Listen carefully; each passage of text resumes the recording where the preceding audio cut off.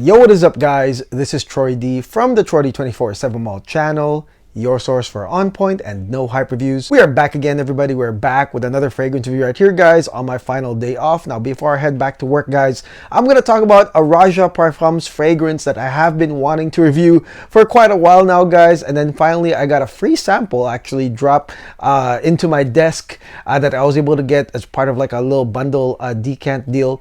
So I tested this fragrance extensively, and I know there's a lot of mixed reviews on this fragrance. So I will give you guys my no hype breakdown on this. Let's go. Now, before I continue, please do not forget to like and subscribe, guys, okay? Liking, subscribing, and watching the ads is a great big deal to this channel as we head towards 28,000 subscribers. So please continue all your support, guys. Deep dive into my over 900 no hype videos and shop at our affiliate links below and with our decanters that help the channel out.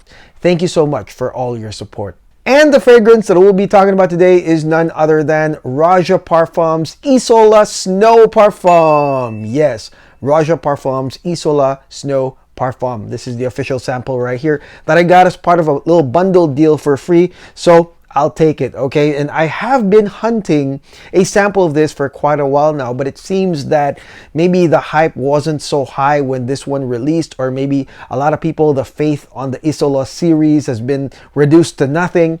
But really, when this came out, I was quite excited, but it seemed like the general public was not. So it was quite difficult for me to get a sample, and finally I got it right here, guys, okay? Now, let me tell you my thoughts about the Isola series, and I've been covering this ever since it started with Isola Blue, Isola Verde, Isola Sol, and now Isola Snow, which the concept is about alpine landscapes and snowy sceneries, right? But this one right here, in my opinion, in a nutshell, the Isola series is really an outreach of Roja Parfums to the mainstream. Actually, I think that the reason why the series is categorized this way is because the mainstream kind of thinks of it that way. You know, there's, the blue aquatic side of Isola Blue. You have Isola Sol, which is like the sunset, the sun. And then you have Verde, which is the greeneries. And then this one, of course, the snowy alpine landscapes. So it is with that kind of categorization that I feel the Isola series is an outreach to the mainstream. However, because of this risk, I mean, there are some mainstream people that love it, that love the series, but then also there's a lot of Roja, like hardcore peeps that really don't like the Isola series. And I think that's because of that kind of like outreach to the mainstream. Anyways, this one intrigued me for a lot of reasons. I mean, obviously this one is going to be about snow, snowy landscapes, and Roja is just, a master at, making something happen. Okay. I'm always excited because I always treat Roja Dove as an artist more than a perfumer. He's able to make these very artistic types of perfumes, but this time with the pressure of categorization into the Isola Snow product. Anyways, guys, I'm gonna give you guys my no hype breakdown on this. I mean, did this cool me up? Did this give me the feeling of winter? Unlike the YSL iced cologne that did not whatsoever. I just reviewed that. Anyways, let's go spray this thing right now and find out. Okay, guys, now let's talk about this fragrance right here, Roja Parfums Isola Snow. Starting with this opening, guys, that has the following notes. This fragrance does have peppermint, which is the most prominent and dominant part of this fragrance, and it is flanked by metallic musks. Okay, this is important. And then with that, you also have some early pear that goes well with the musks. And then you're gonna have some glistening bergamot. You're gonna have some hedione that smells like jasmine. And I'm gonna tell you this, that the intro right here is, to me, a compromise between sticking to the concept, which is your minty and musky, kind of like this air or atmosphere, this alpine atmosphere smell, metallic musks with peppermint, but also this intro retains kind of like that intro that has bergamot and jasmine, kind of like the glistening parts of an intro of a spring style perfume. So you have a bed of peppermint and musks with these glistening aspects, and there is some light fruitiness as well from the pear. So this intro is pretty nice. I mean, definitely, it's like I said, it's a compromise. Part of it is classy Roja intro parfum with bergamot and jasmine and pear, some fruitiness, but then again, you do have the metallic musks and the peppermint. So it gives you that cooling, sort of like icy atmosphere effect with part classy perfume.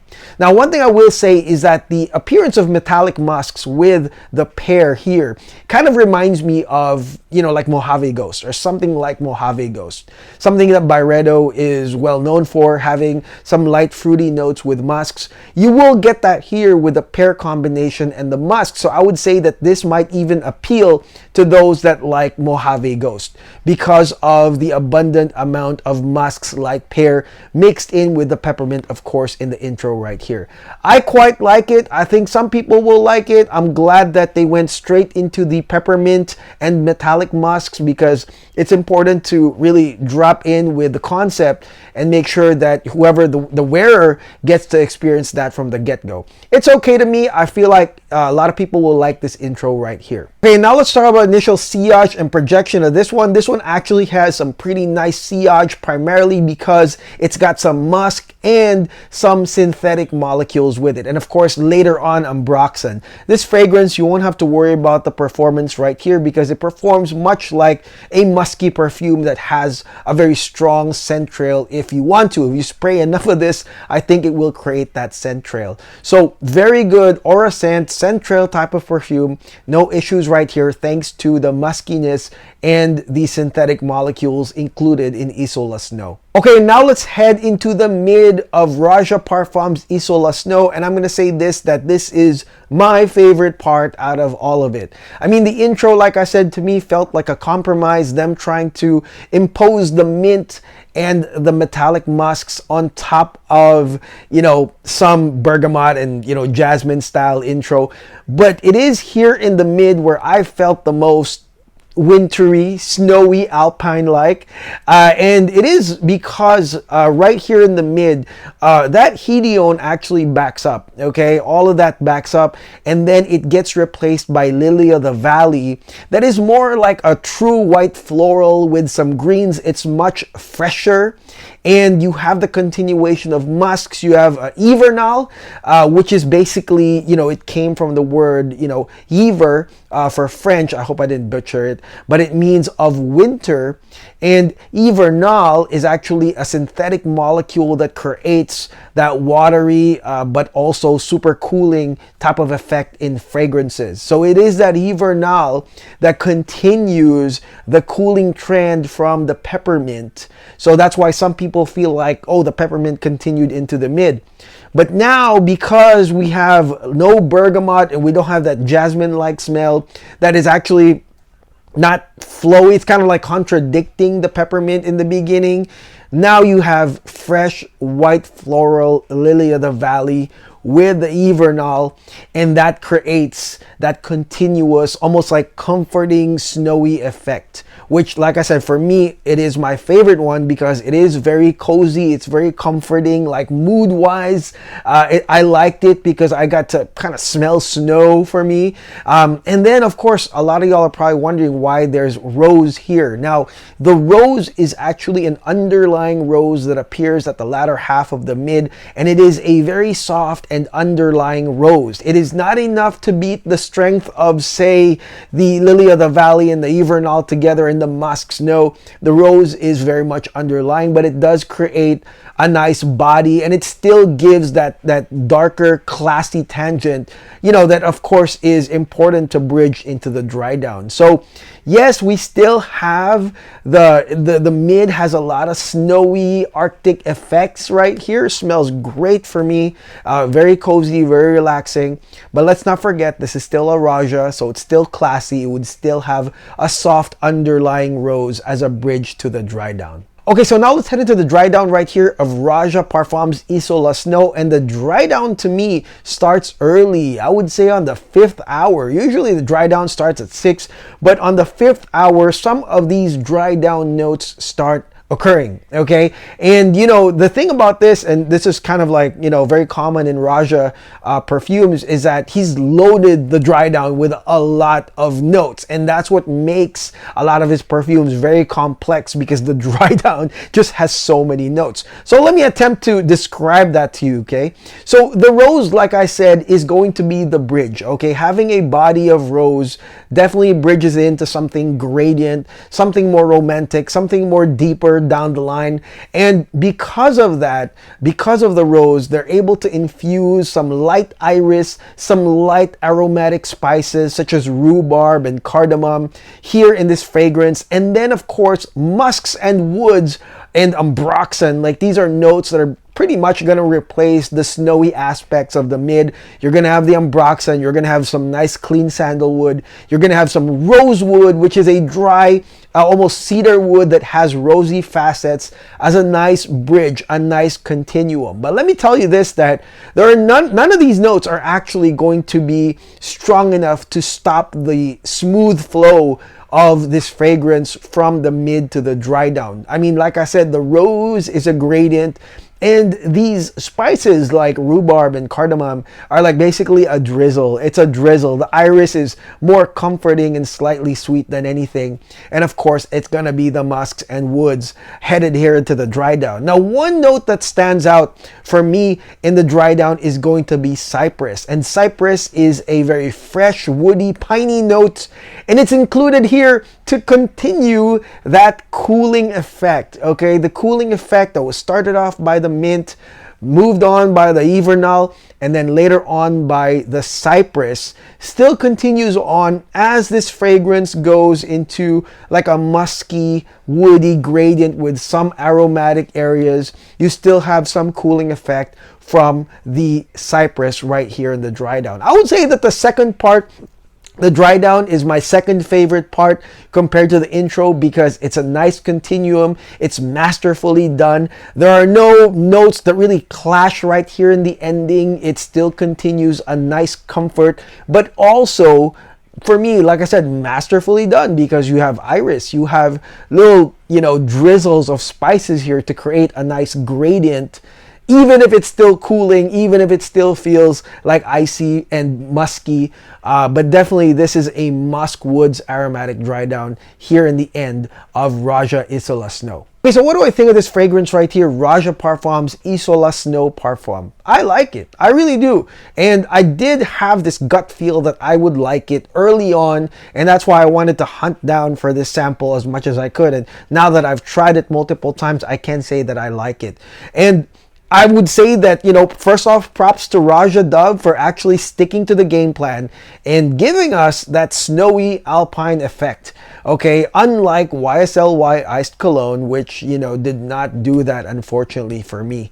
This one right here had a lot of cooling things, metallic musks, Ivernal, and of course cypress, to create a continuum of kind of like that cooling, icy effect. But more than that, it is also a very nice, comforting, and appealing perfume. I think everyone that I've, had in contact with that I was wearing this perfume on complimented me on how nice it was, because like I said, it still has the kind of like Mojave ghost effect that a lot of people love, a lot of women like. So, because of that, I got compliments as well wearing this. But ultimately, the fact that he stuck in the game plan, created a nice like Arctic themed or icy landscape themed type of perfume is incredible to me. Okay, now usage-wise, guys, Roja Parfums Isola Snow Parfum to me is a mood perfume, okay? And not only that, but it's a very cozy perfume. It's transportative. It teleports you to the backdrop of, icy Arctic landscapes with its cooling mint, its Ivernal, as well as the cypress, continuing on with these metallic musks. But also, at the same time, this fragrance right here also has the classy perfume facets that Roja is well known for. Not as complicated as the big hits of Roja, but it still has glistening bergamot. It still has the hedione that smells like jasmine. It has some light rose iris, some light spices down the end, aromatic spices down toward the end, some iris. very comforting aspects that's very classy as well. So it doubles up as that. Now, for those that like Mojave Ghost, like I said, you might like this perfume because there is an abundance of musks. And with that being said, much like Mojave Ghost, this fragrance is incredibly unisex. I mean, I know a lot of women that wear and like Mojave Ghost, but I also know some guy friends that do, and it's equal to me, right? I feel like this one right here is very, very unisex. Now, here's a big question. Can this be worn in hot and humid weather? I think so. But it's more of like, when is it appropriate to wear this perfume? Because first off, it's also an expensive perfume. So I feel like this is more for AC environments, just like, you know, going to a nice classy venue with a signature scent that nobody has, smelling like the Arctic, with the muskiness, right? The muskiness, the effective muskiness right here that like Mojave Ghost has, for example, which means indoor for me. I would wear this indoor, maybe even at home for the mood. But also I think that it's going to elevate the senses of people around you, because the sillage is great, and at the same time the compliment factor of this is great as well. I was able to get a lot of compliments on this fragrance as well. So I would say wear it anytime, anywhere. That is my final answer on that. Okay, now total performance on this fragrance is 12 hours and beyond with consistent sillage, and that's thanks to all the synthetic stuff that's in it, right? From the metallic musks in the beginning, the Hivernal, and of course musks, ambroxan, all the way in the end, guys. That creates a consistent, I would say, musky sillage that you know, is pretty good, and then it's very, very long lasting. So to me, 12 hours and beyond on this fragrance right here, which is kind of rare in a lot of Rojas nowadays. Okay, and finally, let's look at the cost of this fragrance right here. 500 dollars. 500 bucks for 50 ml. Makes sense. It's a Roja. None of these are cheap. Now, is this worth a full bottle? I think that it is, okay? But you have to try it first. And I feel like the mainstream and the hardcore fans of Roja are going to be very separated or very divided as to what they think of this fragrance, because this to me is part Roja because of the slight classiness that it gives, but it's more of like the usability in terms of mood, in terms of compliments, in terms of performance, and you know, the wide ranges of use of this fragrance. I feel this will appeal more to the mainstream users that will just discover it and say, wow, this is freaking nice, versus the Roja heads, the hardcore guys and gals that are gonna be like, well, this doesn't smell like, you know, the usual expensive Roja. Yes, it doesn't, exactly. But then let's go back to what I said in the beginning of this video when I said that the Isola series to me is an outreach to the mainstream. That is what I think. That's what it's built for. And if you don't like the Isola series, then it means you're probably, you know, wanting the Roja Parfums of old, because definitely this is an outreach to the mainstream. And I would say that with Isola Snow, they did it. And I hope that this video, and you know what I'm trying to say, that this is a very nice perfume, will counter all those bad things that, you know, the hardcore Roja addicts are probably saying about this fragrance. But to me, this is a very usable, compliment-getting perfume, transportative perfume. I like it. I think it's worth it for the $500. But still, you know, if you can get a sample like I did, get it. You know, I think Lucky Scent has that for like $8 or $10. Then try it first. But definitely, I would say, for the mainstream, this is a nice perfume. And that is it. That is my no hype review on the latest Isola perfume from Roja Isola Snow Parfum. Let me know in the comments below what y'all think of this fragrance right here. Did you like it? Did you not like it? Where do you stand if you have tried this fragrance? If you have, because God, it took me forever to get a sample right here, but luckily I found it somewhere. So, you know, let me know in the comments below what you think of this fragrance. And definitely, I'm still working on Champagne at BG. There's just a lot of other perfumes coming up, but definitely that's the next Roja that will be on. It's just that this fragrance right here, I have been waiting for this since last year, and finally I got to wear it and I ended up liking it. So yeah, this one comes first. Okay, and I'll see you guys on the next video. Thank you so much for watching. Please do not forget to like and subscribe. God bless. Take care. Peace.